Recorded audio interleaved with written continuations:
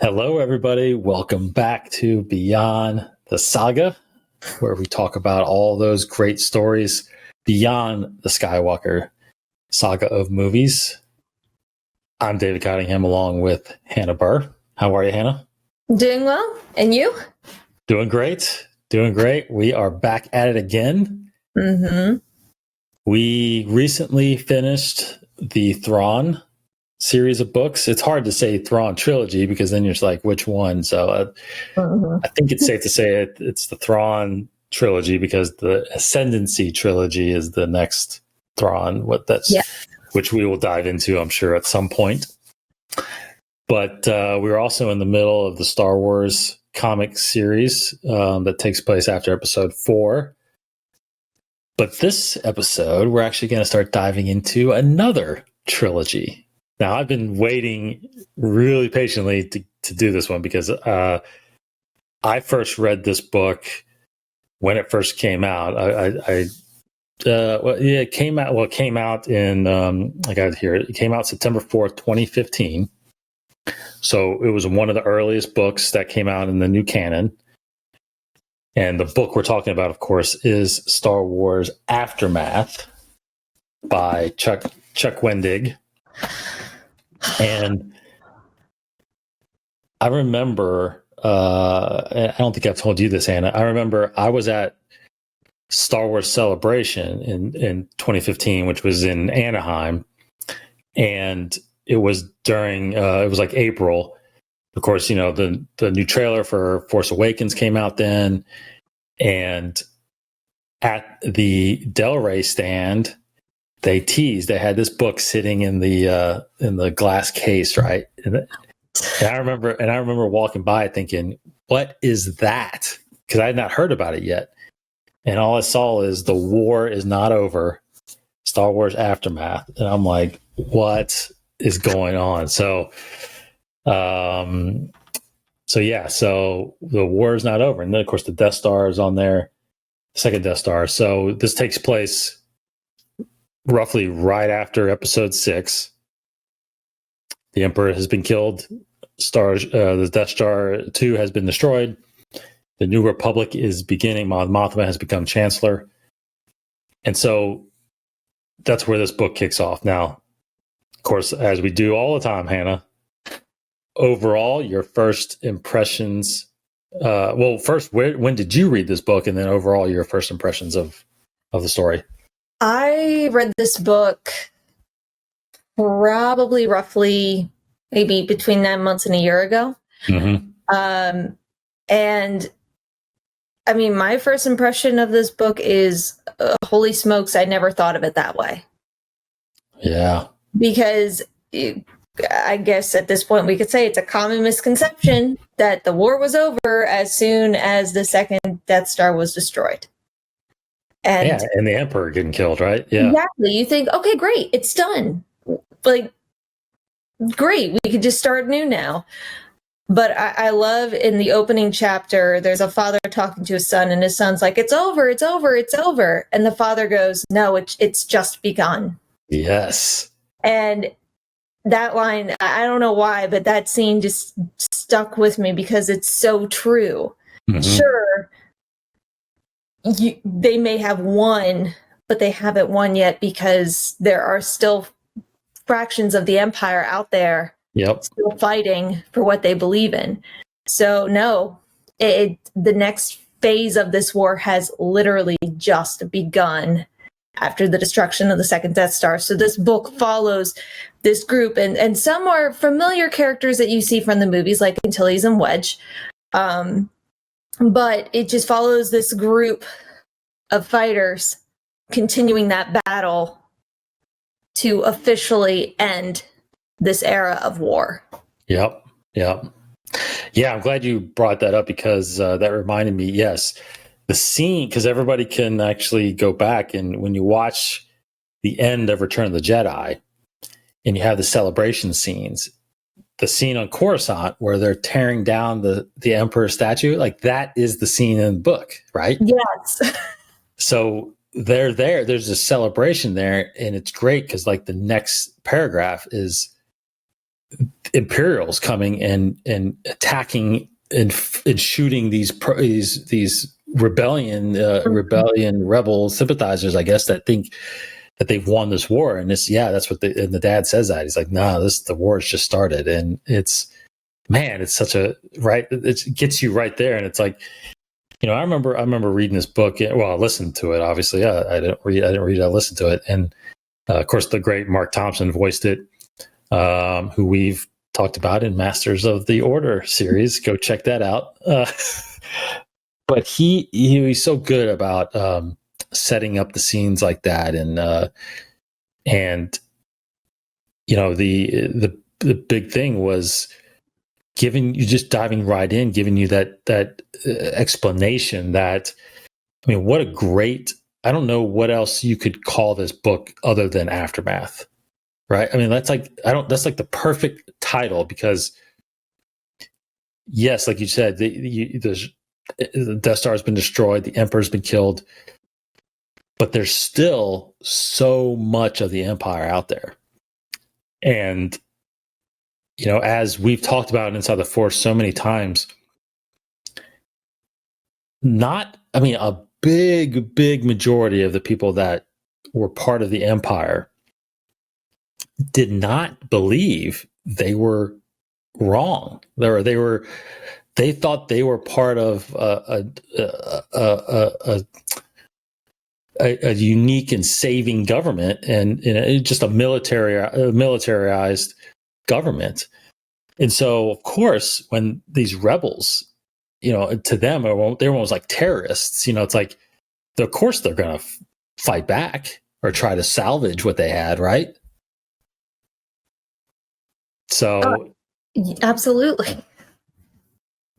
So it makes sense that the story takes place like this, right? And of course, the story takes place right after Episode 6, and this trilogy leads into a year later, which is the Battle of Jakku, which we see the remnants of in The Force Awakens, right? That's what all the crashed Star Destroyers and all that stuff that's on Jakku.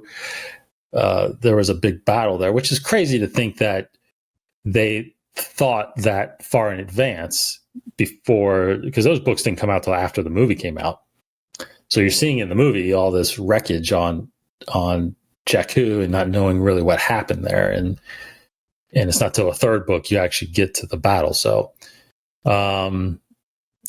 so let's talk about, so I guess maybe summarize in your best way, Hannah, the actual plot and story of this, so without giving it away. Well, that's very difficult. Honestly, I just think it's, as we mentioned, this takes place right after the destruction of the second Death Star. I honestly, I think the best way to summarize this book without giving too much away is that you have this group that aren't necessarily a group, but they kind of fall together. Mm-hmm. Yes. Yeah. Semi-messy, but they fall together. And they all have the one goal of taking down the Empire, doing whatever they need to do to take it down. Mm-hmm. And obviously they have adversaries in the way.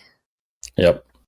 But I think, honestly, that is the simplest and spoiler-free way yes, of describing this ragtag team of rebels continuing the fight and continuing to go to the end. Mm-hmm. Mm-hmm. Yes, very safe description there. You kind of have to do that because there's so much that goes on in this book, and if you give one thing away, it just gives a million other things away. So but that's what makes it such a fascinating and engaging read, is that there is so much that goes on with each of these different characters, and they're each so well developed. Yes. And you just love them all. You do. And I think that ultimately brought me into it. I mean, I think, it actually, I feel like took a little while there's a lot, like you said, there's a lot of explanation and backstory of these characters, and it took a while for them to kind of finally get going and meet up. And I was like, and another thing I want to mention just briefly, some people, I believe, listening whenever this first came out, some people were thrown off a little by those little interludes that happened throughout the book. You remember? Yes. Yeah. And there's a lot of them. Like there's one about some Sith loyalists that have Vader. They think they have Vader's saber. Of course, you get the Cobb Vanth one about getting Boba's armor. I mean, there's all these little just drop-ins that really have nothing to do with the main story. Now, it happens in each book, and so there are some tie-ins eventually, but at first, when I first listened to this, I'm like, wait, what is going on here? All of a sudden I'm on Naboo with this random kid. It was weird, but anyway, I just wanted to let people know that is part of the book, and just, you got to stick with it. You got to just keep going on the main storyline. So first thing I wanted to mention was this, most of this takes place on the planet Akiva, which is a planet that, it's in the Outer Rim, and it's where some of the Imperial Star Destroyers have come to regroup after Endor, and it's being led by a very popular character that's growing each time now. It's Admiral Ray Sloan. Now, Ray Sloan was first introduced in John Jackson Miller's book, A New Dawn, which came out in 2014, I believe. It was the first new canon book that came out. It introduced the beginnings of the characters Hera Syndulla and Kanan Jarrus when they met, and she was, I think, a captain at that point. Still, I think she was Captain Sloan then. She is now Admiral, which shows you, which is funny. I thought this was interesting. I wanted to get your thoughts on this. When George made the original Star Wars, as you watch that movie, he always says that he modeled the Empire basically after the Nazis, right? Nazi Germany, and how it was just a bunch of men, white men, basically, right? But I do love and appreciate what Lucasfilm has done over the years, which is, and if you notice too, there's no aliens. Like there was no aliens a part of the Empire, right? So they've changed all that. They put Thrawn as a Grand Admiral, right? And now you see that there has actually been women that have been a part of it, and Ray Sloan is a clear example of a woman that's risen through the ranks and has grown into an admiral, and she's basically trying to save the Empire. So I don't know. What's your thoughts about all that? I mean, yeah, like I'm really glad that they have branched out into that. And I honestly think, especially with this book specifically, just because of, I mean, there are a lot of main characters, but because of how they set up one of their main characters, Norra, you sort of have to have a good foil for her, which I think is Sloan. And I firmly believe is Sloan. If you had it as a male, it just wouldn't work as well. So I think specifically for this book, it just works like a gem regarding the story and how they're both ambitious women, but they both made different decisions, and that led them to different points in life. And that's all I'll say without spoiling anything. I think in general, it's really good that they're expanding it. I definitely see where George was coming from when he first started.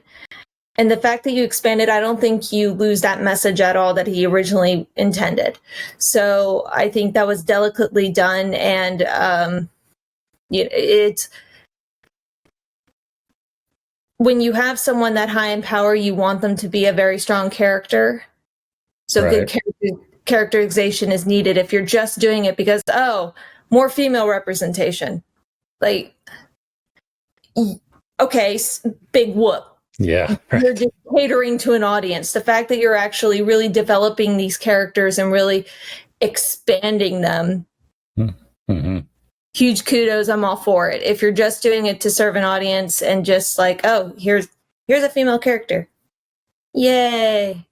Yeah. No, let's have some substance. And Sloane has a lot of substance. Absolutely.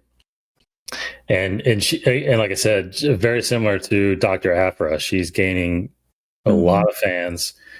She's shown up, she's mentioned in a ton of books now, and she was featured in Star Wars Squadrons, the new EA game that came out end of last year.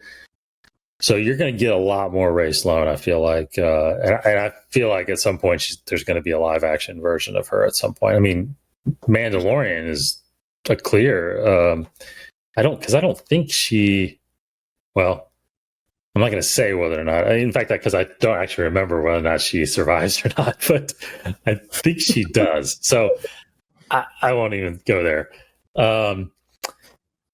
So the characters that you brought up too, this kind of ragtag group of rebels that end up getting consist of, like you said, Norra Wexley.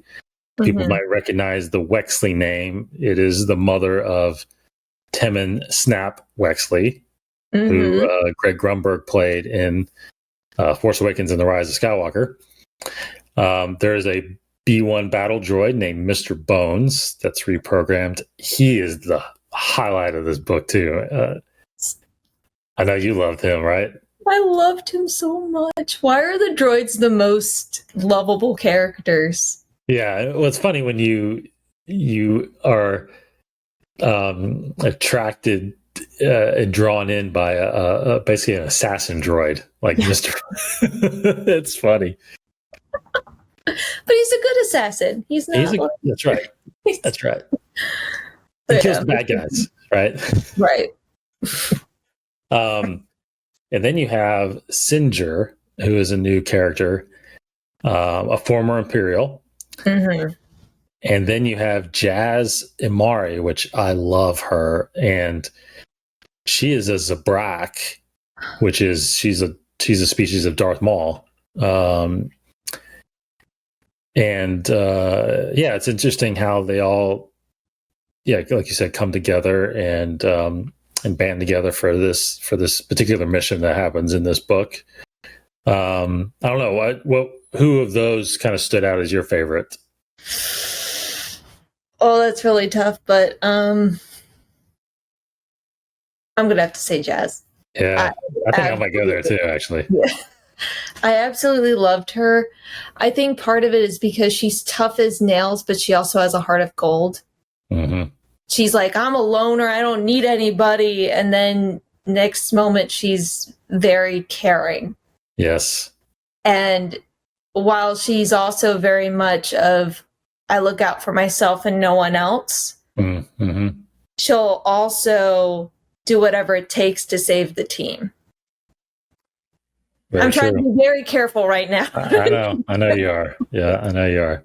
So, I mean, I think I can give this away because it's not that much of a spoiler, but she'll go as far as actually tearing off one of her own horns, and you learn that they're actually, like, that's bone. She's literally tearing her bone. Yes. To save the group. Or at least part of the group. I won't say which one.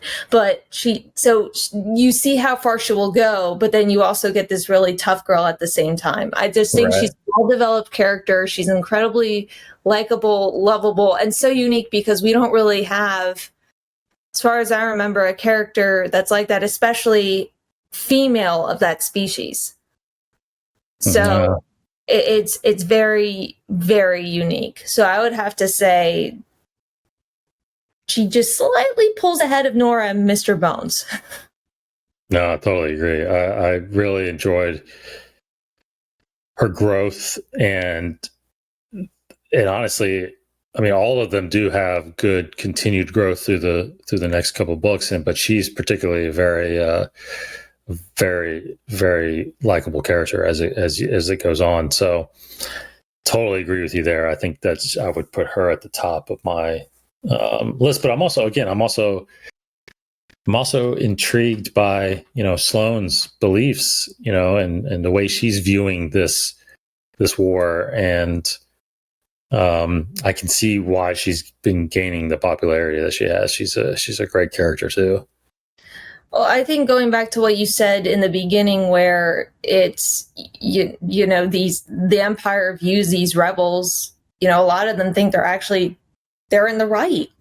That's right. And these are just a bunch of people that are just upsetting the way that things need to be. And I think when you get into Sloane's head, while most of you wants to say, no, what you're doing is wrong,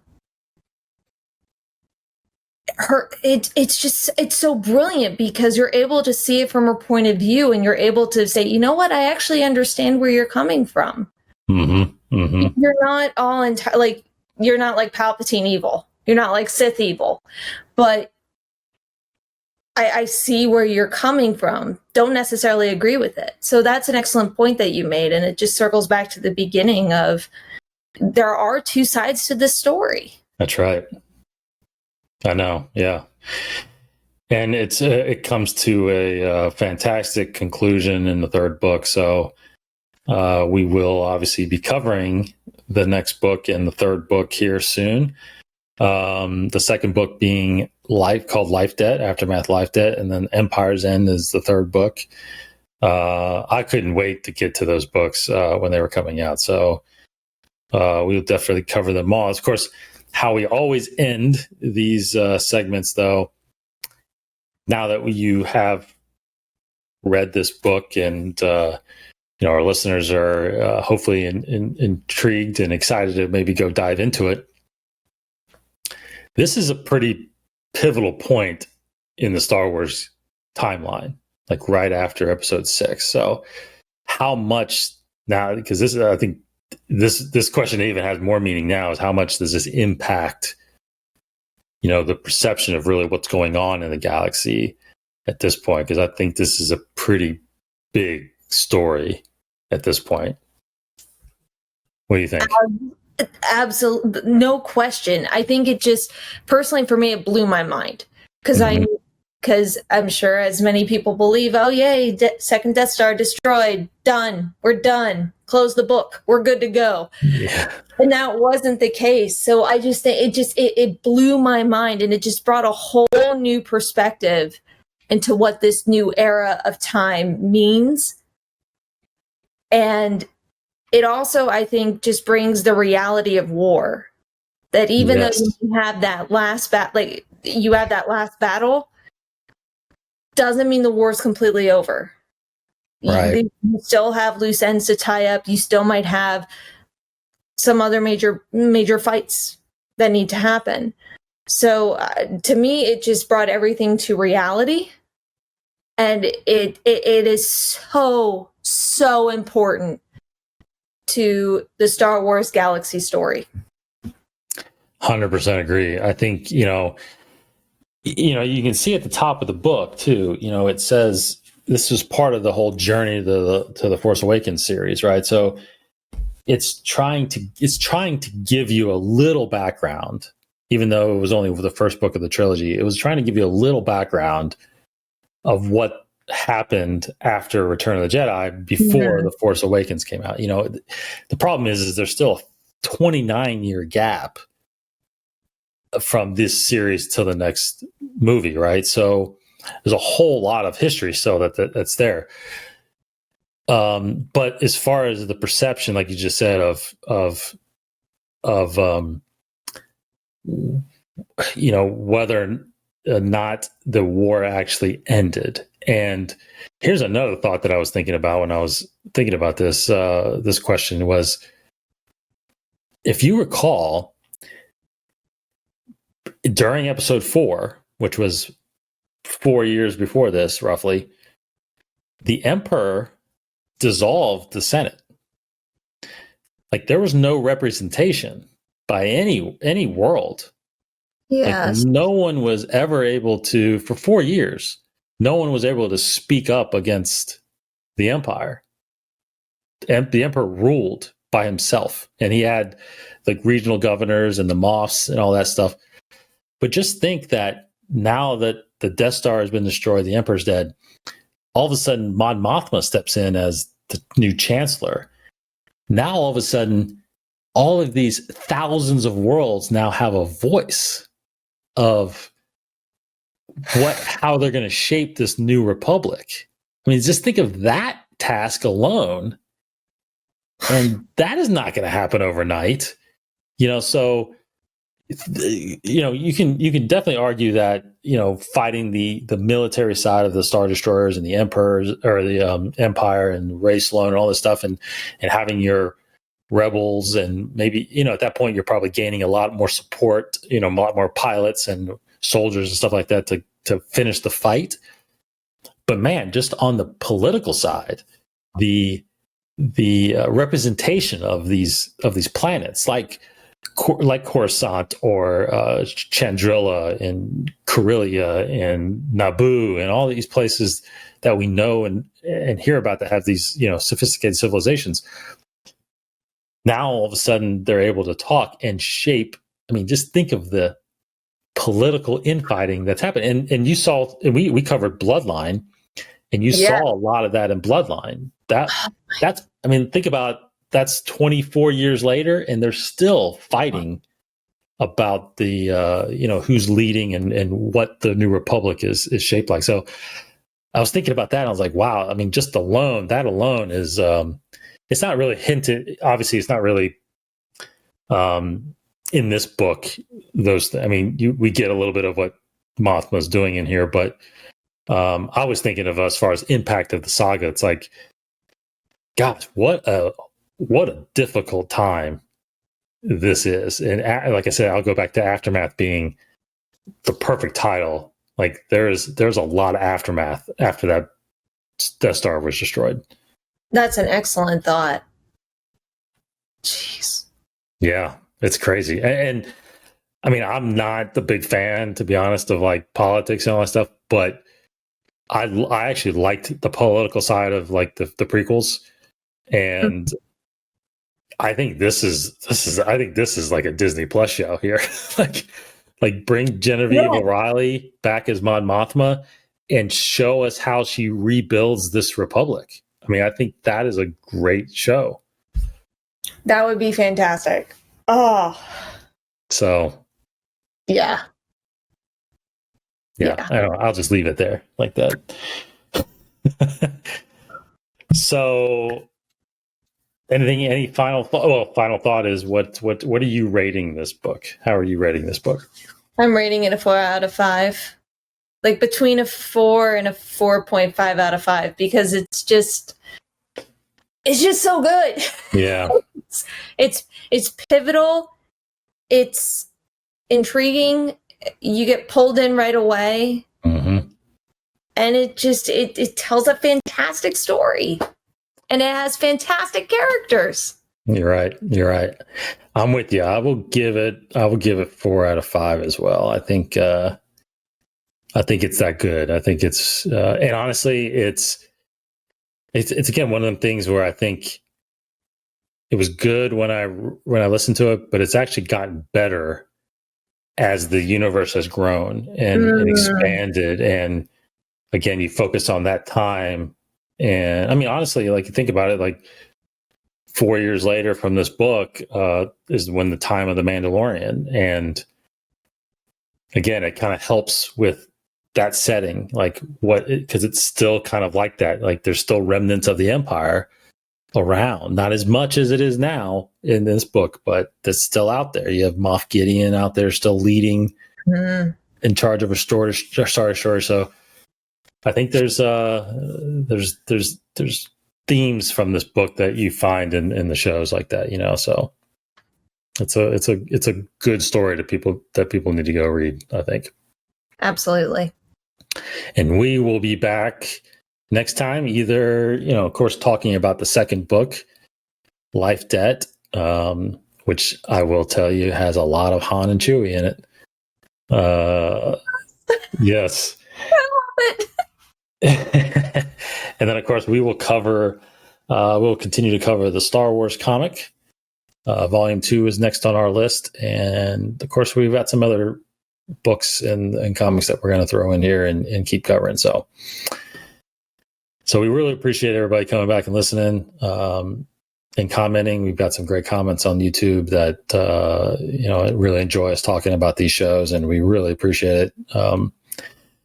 Again, the whole goal is to not spoil anything. We just want to get you excited to go read these stories and dive yourself into these stories and enjoy them as much as we do. So, as always, thank you, Hannah, for being here with me on this journey. Thank you. Of course. Have a great week, everybody. Take care. And may the Force be with you.